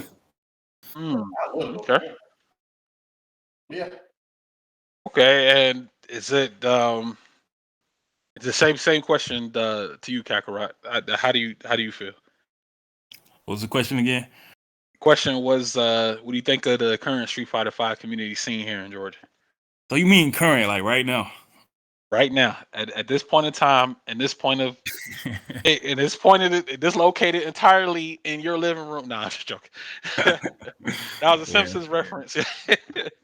But yeah, right now, talk to me. What we got? I don't think we have a current ongoing active scene, but like overall, I actually think we have the third best scene, maybe even second best. Nah, I say third best scene or region in the country as far as Street Fighter players. So Okay. I think when Street Fighter 6 comes back, we'll be able to show that again. You mean like player skill wise, right? Yeah. For having the third best region. Yeah. We did go to that 3v3 Red Bull event when that was back in season 2. Is season 2? You know how mad that used to make me that they would gatekeep me from going there and then lose to a Balrog? Oh, you from DMV? I think I know the player you're talking about. Was it Dark Child? Yeah, and I'm like, Laura beats Balrog so easily, especially people who play like that. Oh, it's so irritating, man. Jeez, but I hope something like that could come back for Street Fighter 6, where they could do like a tour or something for the regions, and they do get qualification points for these events and stuff like that. But we'll see, man. I think interesting take though. I think our region, we do have a lot of talented players. Of course, their interests lie elsewhere. You got some playing DNF. Some playing, Blaze Blue, some with the KOF. So like we kind of like spread out a little bit. Hopefully, Street Fighter 6 is that unification period. Whereas I think the first few months are going to be the most important for the game's release for sure, because that's gonna let you know, that's gonna set the tempo for the entire state moving forward, right? I know the first few tournaments are gonna go crazy, right? Everybody's gonna be in the lab. Everybody's gonna be, training up and stuff like that to get ready for these events because they're not trying to go 0-2. You definitely don't want to go 0-2 in the first Street Fighter 6 tournament. So you're gonna you play and grind as much as you can. And we'll just have to, just wait and see how it goes. As far as like a release date for it, I thought it was be winter 2016 or excuse me 2023. But Big Boss saying, "Yo, I got you on March." Nah, winter. That'd be crazy. Winter? You said winter? I think we got one more. I think we got one more Evo for Street Fighter 5. Yeah, that'd be bad, real bad. Really? Yeah, a lot of people would just stop playing in general, I think. Damn, you said release it, yo, do it now. Release this now. Do it now. I mean, was the last Street Fighter 5. I think it's his last Evo was it. So okay, this past Evo was it. That's it. Mm-hmm. We're done. Yeah. Send it. Okay. if it is okay. But we don't. Game looks finished. It looks kind of, looks pretty polished. They just have to go about releasing the characters and stuff, and tell us a little bit more about the game and give us Yeah. a beta. But beta periods are usually like spread out between like almost 3 months, aren't they? Like for a fighting game, like they do. Normally they'll do a beta like 1 month, and then gotta wait a month or two before the next one, and then the game comes out. So I would guess summer 2023. But I will say I think we're getting one more Evo, yo. I'm sorry. Um, I'm sorry. I'm sorry, Kakarot, yo. I think we're getting one more, man. I And then think that's it. we got Tokyo Game Show this month, so I know we're gonna get another character reveal and possibly beta dates because that's gonna be 8 characters already. So by that time, they will show another character at the top. They gotta have a beta release. Here's our first beta. Probably gonna be somewhere October. Then we're probably gonna have another beta release December, January. Gonna have Okay. more characters in it. Then, like I said, I think the game going March 8th. Well, yeah, I'll say between February, Street Fighter 6 is coming. Okay, yeah, because I don't think they've had two Street Fighter titles as a main lineup for Evo. So yeah, okay, yeah, yeah. When you say it like that, yeah, when you break it down like that, I could see that. Mm-hmm. I can see that happening. That's a good little time period too, as well. October that allow us to test out the game and stuff, and then the second beta wave they'll announce Yeah, in to be, December, and to then be yeah, honest, they already have the initial roster. It's just when they right. so like just when they release the trailers and be like, okay, we got after we had our betas, all we gotta do is tweak, tweak, tweak, bam, release. Okay. All right, that kind of that'll make sense there. And what about yeah, that works out then. So I'm glad I got you guys' thoughts on how you guys feel about the game and the scene in general. But before we dive out into like any closing remarks there, I think SirRetro, do we got some ads to show out to the good people?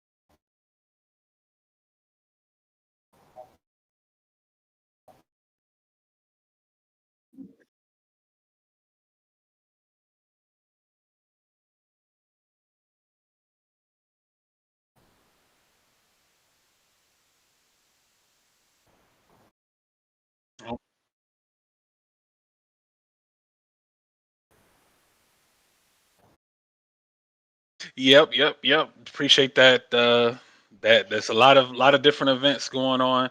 especially in the month of October. You just saw Street Fighter Five one more round.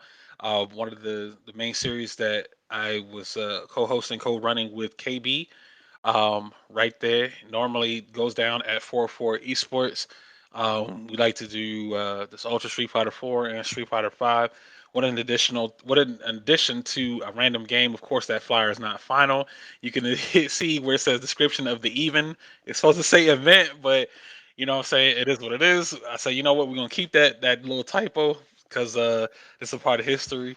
So yeah, big shout outs to the life of KB Oh, for sure for deciding to do the damn thing on trying to get some of these newer players out here to press some buttons here. And again, we have been having some new faces show up into the mix. So shout outs to everybody that has been entering that particular series down here at 404 Esports.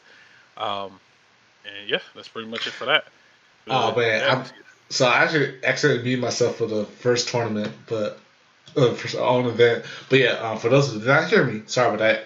It's a Reboot second annual Memorial Tournament sponsored by Jack and Junk Food, SNK. They have our own tour as well as Tekken War Tour. Yeah, see the games there.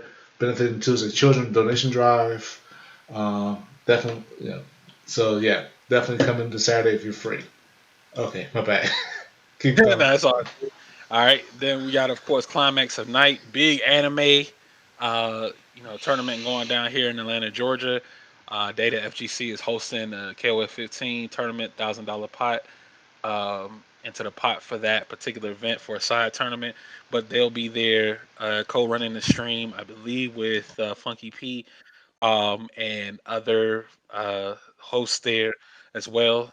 Big Toonami vibes. So if you guys know about some Toonami, you know about their bumps and stuff like that. You know what I'm saying? If you know what the midnight run is, and you might be old school. You might be '90s kid. If you know about the midnight run, and what was the Sunday one? I cannot think of the name of it. I can't remember. Sunday something. I can't think of the name of it. But they played a variety of different anime there in the morning on Cartoon Network. Um, but yeah, that's mostly that event. You see the games that are listed there. That's what they're having. So it's a big, got a lot of out of towners coming through for that for sure. So shout outs to Climax of the Night, number 5. And of course, with 4-4, esports, we mentioned that a bit earlier, the host for the Romo Round series. They also got the big Oktoberfest going down too as well next month, I believe on the 22nd. Big Tekken tournament. Tekken's pretty big here in the Georgia area. So, what I'm saying, why not do a big grand event for it? 128 player capped. I believe it has been reached. So you'll see a variety of different, very strong players Yeah.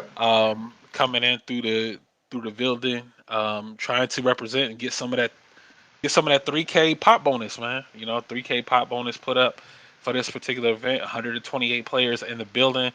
So definitely a lot of Tekken action. If you guys are a Tekken fan, please check out that event on that particular day on the 22nd of October. Also, you have some free food and beer as well, and then of course the Helen Oktoberfest event as well Free throughout the beer, weekend. yo, free. Come on, bro. Yep. Come on, bro. All these tournaments are on weekends. I have to work. uh,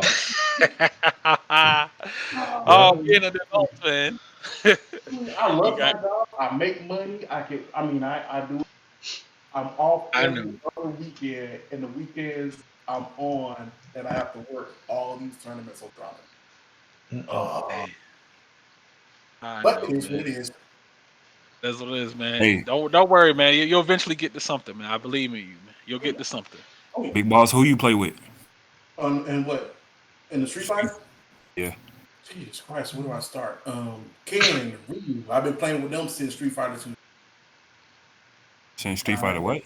Since Street Fighter 2 dropped, I've been playing with Ken and Ryu. Karen, Ibuki. I just picked up Chuck and I played with. So those are like my 6, 7 I play with. But my main ones for tournament wise is really Ken. So I don't never see you online. I hate online. I know. I tell myself I need to play online, but when we have a local like we do, when we all I'd rather see who I'm playing against. That's what Big Boss said. I'd rather see who. I'd rather be next to my opponent so I can because talk like to him. we have a lot of people. We just like how Kurt be like, "Hey, we're gonna be at Reboot, this night." People will show up to come in, and we just sit. Because most of the times when I'm here at home, I'm asleep or I'm playing some JRPG. So you only practice at the locals. yeah, that's where I really practice at it. And I mean, here and there, if people like, hey, you want to do a first 10 or you just want to get some practice in, I'm like, sure, why not? I'll still jump in some battle lounges, but you look at my thing, I am a super silver. No, yeah, super silver. Because I really don't jump in the rank like that. It's just really battle lounges and active when I get my training in. All right, You all can right. ask. So Anime Weekend Atlanta at AWA that is in October as well. I still was not able to find the game list sign up. I know they said they were having tournaments there. I don't even know if it's going to be FGC tournament, but more than like because I think the past few years they have had FGC based tournaments, but Right. can't find a sign up link. Does normally Data run those or someone else does? October 27th through the 30th. Yeah, but we gotta find. I gotta find a link, the sign up link for the tournaments. It says it on the website, but there's just no mention Hmm. of sign up link for what tournaments or what games they'd even gonna run. Hmm. So I don't know, man. It's a weird mix going on. Am I off that weekend? Wait, give me a second. If you're off that Oktoberfest, if you're working on Oktoberfest, you should be off that weekend. 'Cause I think every other weekend you work. Because I got to work Oktoberfest. So Anime Weekend Atlanta is that next weekend. Well, I'm off. Wow, I am off. Something fun to do. Oh my god. See, there you go. We were just talking about that. I was like, you'll eventually get to one of these tournaments. Oh my god. but at the same time, Kumite. We got KIT, man. KIT, the The last dance. Yeah, I heard. Yeah. Man. The last dance. I'll be in attendance for sure. I'm definitely leaving with a medal. So just letting Yes, sir. putting that out there, leaving there with something. You know, shouts to shouts to that meme. I'm leaving here with something. I'm leaving here with something. The Denzel Washington meme. But yeah. Fair Yeah, enough. Kilmate in Tennessee. I'm definitely gonna try to show out there, man. But and this is what we were talking about too. We were talking about this earlier. Look at that. Look at all that bread up for grabs, man. Smash, of course, eats well. Melee's gonna eat well. Smash community, they're gonna be out there in droves. So Guilty there it Gear. is right there.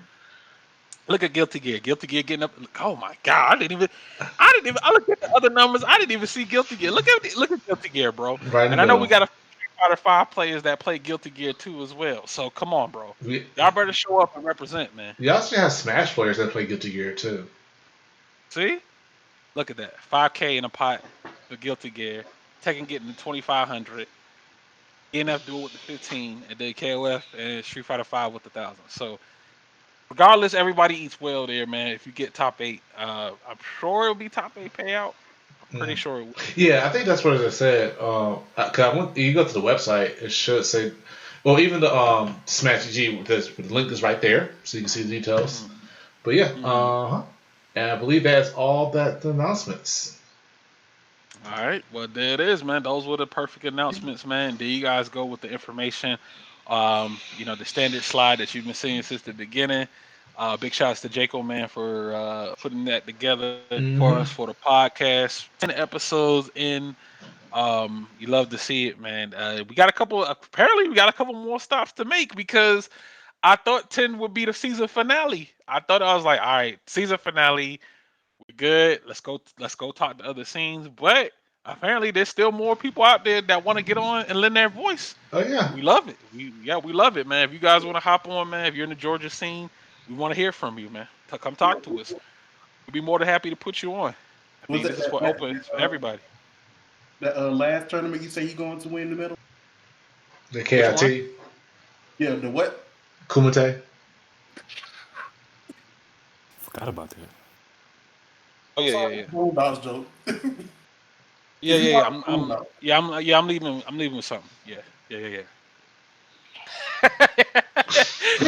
Because that's the last one, man. That's that. The reason why, like, I really wanted to go to that is because that was like the first tournament, one of the first tournaments outside of final round where they let me commentate, where I didn't have to be esports or like a world famous known commentator just to do it. They yeah. let me, what I'm saying, and I guess that's when I didn't really have any commentating experience, and they still let me on the mic. So the fact that this will be the last one, yeah, I'm gonna go see them guys off and try to do well out there. But there it is, man. But once again, I want to thank you guys so much for tuning in, man. All the viewers at home, people in the chat, and there, Warden of the Sand, FGC Chris. We had Milo Mads in the building. I think Smitty was in there too, as Yes. well. Thanks for the Smithy, sub. Yeah, a good friend of yeah. mine. Yeah, Smithy. Thanks for the subscription. Appreciate it, man. Yeah, for sure, man. Just gonna keep growing from there, and just keep trying to talk to more people, man. So if you guys know, if you know anybody, any recommendations you want to pass through us, Hmm. please let us know. Otherwise, I'm gonna reach out to a few more people, see what they say. If they say no, that's fine. I'm just gonna move on to the next person, and just keep trying to go from there. So once again, I want to thank you guys for joining us today for the 10th episode. SirRetro, we had Milo Mass talk to us last time for episode 9 and Hmm. give their take on the Street Fighter 5 community and FGC meta in general. So if you Yep. missed out on that broadcast, you can always go back and check out the episode on the Reboot Retrocade Gaming YouTube channel, and it Yep. has a playlist of all the episodes, the previous past episodes too as well. And yep. And if you want to, So you can just put in the Moobot. You put the code. I'll put it in now once again. All you do is put exclamation point podcast, and boom, you should now get the playlist link right there. And then if you also do the same thing with just exclamation point reboot, you get the whole YouTube account. You can just go through all the content. So yeah. okay. All right. Well, that with that being said, Big Boss DP, do you got any parting words for us? I'm just happy to be on. I'm glad Mm-mm. I had a lot of fun doing the discussions. Just have a lot of speaking of that commentary, Mm. fun doing that when data came down. But anywho's, thank you, ShadowAce. Thank you, Kirk, for having me on. Mm-hmm. I'm looking forward to hopefully joining you guys in the future for future podcasts. Yeah, So for sure, man. You like I said, I mean, we're down to talk, man. We just gotta we just the problem is like trying to find people to actually do it. Like yeah, I think we went through a good majority of the scene here, and now we're trying to. I mean, I'm just trying to. I got left on read. I got people that say they want to do it, but then when it was time to do it, they disappeared. So it was like it's just a whole part of just organizing and getting everything together. But when people say yes, they show up on time. The audio sounds perfect. We can have a clear cut conversation. We're good to go. It's just this community, man. It's just got to make sure I got to make sure Georgia eats, man. I got to make sure Georgia eats first before I try to talk to somebody else in their state. So I'm trying to get as many Georgia players in here as possible. And again, if you guys know anybody or want to throw us some recommendations, please feel free to send it to SirRetro or myself. And Kakarot, MonstaKakarot, you got anything you want to say to the good people? Um, just stay away from Street Fighter 5. Enjoy your life. Turn that game on online. You know what I'm saying? Don't ever play that game on your birthday. Don't ever play the game on any good day. You know what I'm saying? Don't ever play that game on Wi-Fi. What else? Don't ever play that game on PS4. Um, Oh my god. don't ever play that game if you just got a raise at work and you think turning on ranked is gonna make you even happier. Nah. Nah, I'm nah just playing. speaking of birthdays, speaking of freaking birthdays, Bro. that I game don't know came. why. No, seriously about your birthday. I don't know why people play ranked on their birthday. It's kind of crazy. No, yeah, because the game came out. The game Uh, sitting there for 8 hours and only got 3 matches. What Your a game, game. your game do that? It's crazy. Yeah. They say your copy of Street Fighter 5 do that. Yeah. Mm. I always say the first 2 seasons of Street Fighter V was a freaking beta. Still. It was in a bad state. Ugh, God, it was in a bad Mm-mm-mm. state. Oh yeah. Shake my Yeah. head. What I about hate you, Sir Retro? What you got for us? Once again, as always, thank you first and foremost, ShadowAce for allowing me to be part of the podcast series, for being an editor and producer. It's fun to work behind the scenes, but also to shout outs to, of course, alongside Big Boss DP, the Middle Georgia FGC. Wasn't for them, I would not be here. Probably won't be here to this day. I'll probably be doing something else, maybe a little bit more boring with my life, but I'm actually here preparing for this huge event this Saturday, and I'm really excited to see some newcomers because we actually got a bunch of newcomers coming through. And like I said, shout out to Georgia, the FGC as a whole, because it became a family to me over time as I grew and learned to become part of the FGC and everything. So shout out to everyone at Georgia FGC. And thank you guys who tuned in to view and subscribed and supported and chatted here. So looking forward to more future endeavors. So that's all I have to say. All right, well there it is, man. Thank you guys so much for tuning in. I definitely do appreciate you, guys. If people want to follow you, Big Boss and MonstaKakarot, Big Boss, where can they find you at? You can find me on the Twitters, the Instagrams, the YouTubes, the Twitch at Boss underscore. Make sure you include the underscore. Big Boss underscore DP. Twitter, Twitch, YouTube, and even Facebook. And what else? Twitch, YouTube, Facebook, Twitter. Instagram. Yeah, and Instagram. All 5 of those platforms. Big Boss underscore DP. EP, there it is. And then what about you, Master Kakarot? Where you at in these streets? Yeah, my social media is just my real name, Mark Andrew. So it is There what it it is. is. You see somebody posing. You know what I'm saying? Looking sharp in a suit with Yeah, if Mark you see that Andrew. same picture right there, yeah. Yeah, that's it. That's it. That's him. That's him, man. He's like, yeah, that's him. That's him. Oh my God!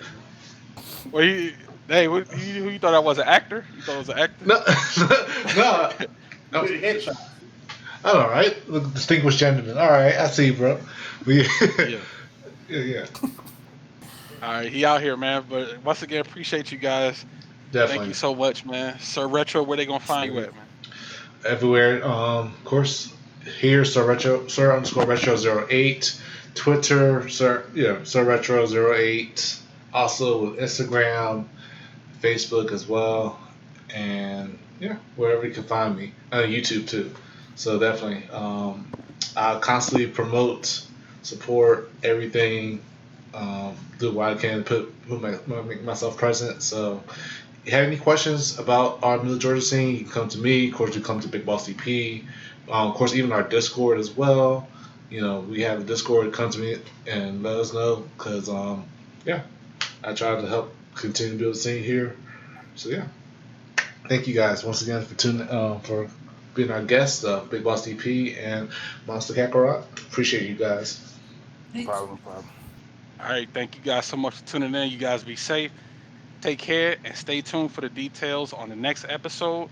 Again, I'm going to reach out to a few more people, see what they say, keep it moving, and then we'll discuss the finale announcement a bit later. But for right now, thank you all so much for tuning in. I hope you enjoy episode 10, and take care.